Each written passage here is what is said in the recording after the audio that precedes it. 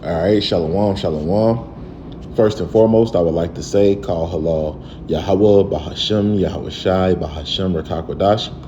That is to say, all praise to the Most High God, whose name is Yahweh, in the name of his only begotten Son, Yahweh Shai, whom the world ignorantly calls Jesus Christ, through the Holy Spirit, Rakakwadash. Double honors unto the apostles and the elders of the great millstone who taught us this truth. Shalom to the 144,000, as well as to the rest of the hopeful righteous elect, men, women, and children of Israel scattered abroad throughout the four corners of the earth, among the heathen, as well as those that even look like the heathen. All right, this is not a black or white thing. I'm the brother Yara Donbaugh from the GMS branch here in Chicago, coming back at you with what I hope to be another short yet edifying lesson. All right, and the topic of this lesson is going to be that the nations are not under the new covenant, or the nations will not be under the new covenant. All right, because we understand that the house of Israel is under grace right now, but we're looking for that new covenant to be fully implemented. And you have many people who, especially the black Christians, so-called, right, try to add the nations into our covenant, and I want to start with this scripture right here.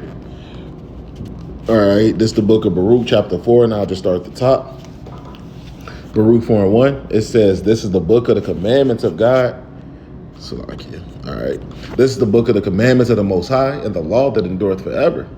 All they that keep it shall come to life, but such as leave it shall die. Turn thee, O Jacob, and take hold of it. Walk in the presence of the light thereof, that thou mayest be illuminated. Give not thine honor to another, nor the things that are profitable unto thee to a strange nation. And that's the point that I wanted in this. Give not thine honor to another, nor the things that are profitable unto thee to a strange nation.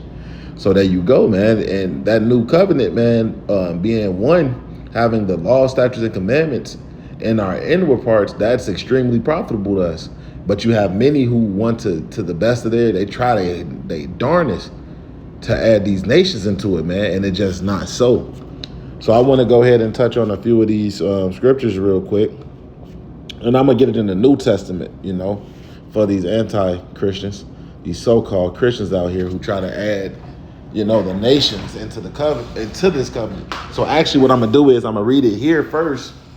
And then there's more in Jeremiah, the 31st chapter, which is being quoted right here, that I want to read too, to help actually drive the point home a little further.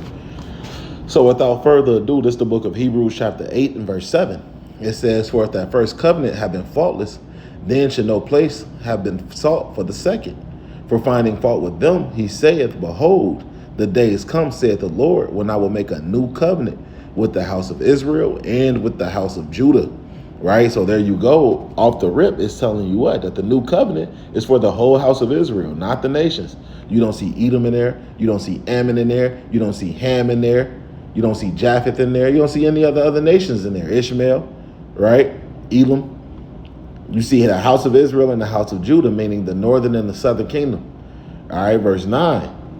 Not according to the covenant that I made with their fathers in the day when I took them by the hand to lead them out of the land of Egypt, because they continued not in my covenant, and I regarded them not, said the Lord. For this is the covenant what I will make with the house of Israel. There you go again. After those days, saith the Lord, I will put my laws into their mind and write them in their heart, and I will be to them a God, and they shall be to me a people. And they shall not teach every man his neighbor, every man his brother, saying, know the Lord, for all shall know me, from the least to the greatest. So that's very important right there, man. All shall know him, from the least to the greatest. So he won't have to teach.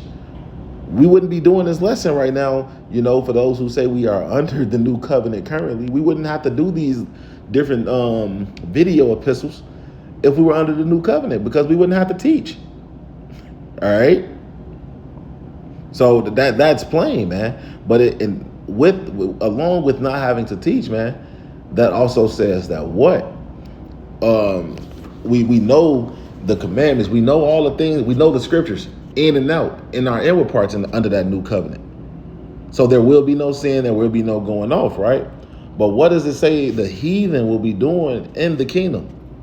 All right, so this is the book of Isaiah, the 2nd chapter. All right, In verse 1, it says, the word that Isaiah the son of Amos saw concerning Judah and Jerusalem. It says, and it shall come to pass in the last days that the mountain of the Lord Yahweh's house shall be established in the top of the mountains, and shall be exalted above the hills, and all nations shall flow into it, right? Because when the Lord sets up his government, all the other governments will be crushed, and all the nations will have to come to the house of Israel. That's why the scriptures say that the law will go forth from out of let me see, Salakia. Let me see if I can find this. Go forth. Oh, okay, cool. We're gonna get that one next. And it say it here. So let's just read. Salakia. Continuing on, in verse 3 it says, and many people shall go and say, come ye, and let us go up to the mountain of the Lord Yahweh to teach us, Salakia, to teach us of his ways, and we will walk in his paths. For out of Zion shall go forth the law, and the word of the Lord Yahweh from Jerusalem. So pause. We just read in the Hebrews, the 8th chapter, concerning the new covenant, that we won't have to teach anymore because the laws will be in the Israelites' hearts, right? So this right here automatically shows you the fact that the heathen have to come and learn the ways of the Lord and be taught of the ways of the Lord, that they are not under that new covenant in the kingdom, man. Right? Continuing on in verse 4, it says, and he shall judge among the nations, and shall rebuke many people, and they shall beat their swords into plowshares, and their spears into pruning hooks. Nation shall not lift a sword against nation, neither shall they learn war anymore. So that was the point that I wanted in this, man, and it's doubled down in the book of the Micah. Let's go to it real quick. Micah 4:1. It says, but in the last days it shall come to pass that in the mountain of the house of the Lord Yahweh, that the mountain of the house of the Lord Yahweh shall be established in the top of the mountains, and it shall be exalted above the hills, and people shall flow into it. And many nations shall come and say, come, and let us go up to the mountain of the Lord Yahweh, and to the house of the God of Jacob, and he will teach us of his ways, and we will walk in his paths. For the law shall go forth of Zion, and the word of the Lord from Jerusalem. Right? So it just doubled down on what was said in Isaiah the 2nd chapter. So this right here goes to show you that the nations will not be under the new covenant, man. Point blank, period. And really that whole idea it goes back to supersessionism, man. Replacement theology. And that's why I wanted to get this right here, because originally Jeremiah 31 and 31, and this is what that Hebrews 8 was quoting, and we're going to read a little bit more into this. All right. So just to prove that this is what the Hebrews was quoting, this is the book of Jeremiah 31:31. It says, behold, the days come, saith the Lord Yahweh, that I will make a new covenant with the house of Israel and with the house of Judah, not according to the covenant that I made with their fathers in the day that I took them by the hand to bring them out of the land of Egypt, which my covenant they break, although I was an husband unto them, saith the Lord Yahweh. But this shall be the covenant that I will make with the house of Israel. After those days, saith the Lord Yahweh, I will put my laws in their inward parts and write it in their hearts, and will be their power, and they shall be my people. And they shall teach no more every man his neighbor and every man his brother, saying, know the Lord Yahweh, for they shall all know me, from the least of them unto the greatest of them, saith the Lord Yahweh. For I will forgive their iniquity, and I will remember their sins no more.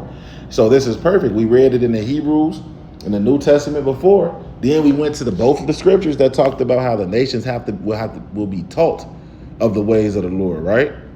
Now we're reading it afterwards that says that the Israelites will not have to be taught, because all the Israelites will know him, from the least to the greatest. Okay? But this is the point that I wanted to read a little bit more into right here. Verse 35, it says, thus saith the Lord Yahweh, which giveth the sun for a light by day, and the ordinance of the moon and of the stars for a light by night, which divideth the sea when the waves thereof roar. The Lord Yahweh of hosts is his name. If those ordinances depart from me, from before me, saith the Lord Yahweh, then the seed of Israel also shall cease from being a nation before me forever. So there you go. We still have these ordinances, man. The sun still gives light by day. The moons and the stars still come out at night. The seas, the waves of the sea still roar, you know. So which means that Israel is still the Lord's people. Point blank period. Verse 37. Thus saith the Lord Yahweh, if heaven above can be measured, and the foundations of the earth searched out beneath, I will also cast off all the seed of Israel for all that they have done, saith the Lord. But they can't do it, man. That's why you see Esau Edom performing that diligent search on those matters, man. But it can't happen because the Lord's word would not be broken. That's why he said, I am the Lord Yahweh, I change not, therefore ye sons of Jacob are not consumed. The Lord made a promise to Abraham, passed down to Isaac, to Jacob, to the rest of the Israelites, man. All right? Starting with the elect. The rest of the house of Israel will be saved in the kingdom. You know, they got to get destroyed on this side, but that's not the topic of this one. But I just wanted to make that point, man. I wanted to get real quick. Let me see. No rain. I think it's in Zechariah. Yep. This is the book of Zechariah, chapter 14, in verse 16. And it shall come to pass that everyone that is left of all the nations which came against Jerusalem shall even go up from year to year to worship the King, the Lord Yahweh of hosts, and to keep the Feast of Tabernacles. So now this is showing you what? The nations will have to keep the law, statutes, and commandments of the scriptures, showing you that the law, statutes, and commandments will be the law of the land during the kingdom of heaven, in the kingdom of heaven, right? That's why the Lord's Prayer said what? On earth as it is in heaven. All right. Verse 17, it says, and it shall be that whoso will not come up of all the families of the earth unto Jerusalem to worship the King, the Lord Yahweh of hosts, even upon them shall be no rain. But wait, those who are under the new covenant, the law, statutes, and commandments are written in their inward parts, so they wouldn't have to worry about that. Right? This shows you that the nations will not have those laws, statutes, and commandments written in their inward parts, man. They will not be a part of that new covenant. All right, verse 18, and if the family of Egypt go not up and come not that have no rain, there shall be the plague wherewith the Lord Yahweh will smite the heathen that come not up to keep the Feast of Tabernacles. This shall be the punishment of Egypt and the punishment of all nations that come not up to keep the Feast of Tabernacles. So there you go, man. And it's another one that says, nation, sir, in Isaiah. Let me see. Yep. Isaiah chapter 60 and verse,